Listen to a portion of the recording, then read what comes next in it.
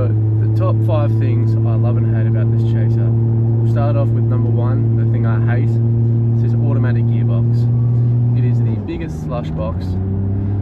Oh, I shouldn't say that. It isn't a slush box as of such. It's a 4-speed auto from the 90s. So it's never going to be that crisp, clean shifts of a manual or a DCT or anything like that. It's a little bit sluggish, and it's just not that satisfying to drive.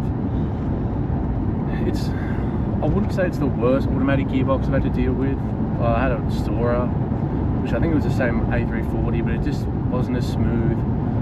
And then I had a fucking old Civic, and that was kind of similar. It was just a slush box, didn't hold gears very well, and I just always had issues with it. But this one isn't the worst. It shifts alright, but it's not that crisp manual transmission, and it's just a little bit embarrassing to drive around. People saying, oh yeah, nice car, oh wait, it's auto. It's like, why would you want a JDM fucking Legend with a 1J with an auto gearbox behind it? It just doesn't make much sense at all. So that's probably the biggest thing I hate about this car. It's always having to deal with fucking people saying, oh, you got an auto, oh yeah, auto this, auto that.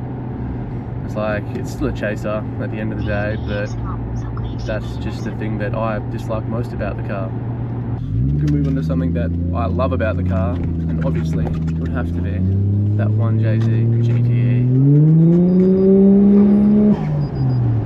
Just an unreal sound. It gets me every single time. Oh my god. It sounds so fucking good in every single way. The exhaust, the blow off. One of the best sounds in the world, I reckon. It's this car.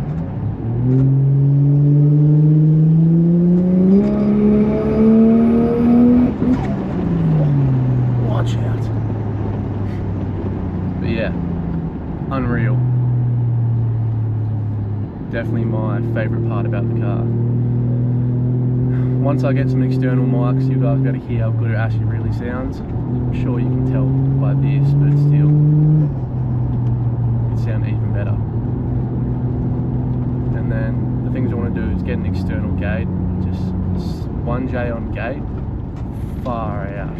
That is fucking an unreal sound. And then with a manual as well, just a manual car just sounds better. Just the gears just go on for too long, it's just a little bit fucking annoying. You can tell it's auto by the way it shifts, but apart from that, the sound of this thing is just phenomenal. Probably the best sounding car I've owned, one of the best sounding cars I've heard in person. But yeah, that's personal opinion as well, but I think a lot of people would agree that 1JZ is like one of the best sounding inline-6 engines. Just a more aggressive sound than the 2J, and kind of similar to the RB in that sense. It's got that real aggressive kind of raspy sound. I think the 1J just does it best. Oh, sounds so good. Sounds angelic, like that good. The next thing I don't like about this car is how expensive it is to run. Like, I'm sure there's a lot of cars that are worse, but this thing, it's like a full tank of 98, which in Australia cost me like $2 a litre. It's like a 60 litre tank, so like 130 bucks. It fucking goes through that in like 500 Ks. So I'm filling up every other week, which is tragic. That's like $130 a week just spent on petrol. And it's not like I drive all the time either.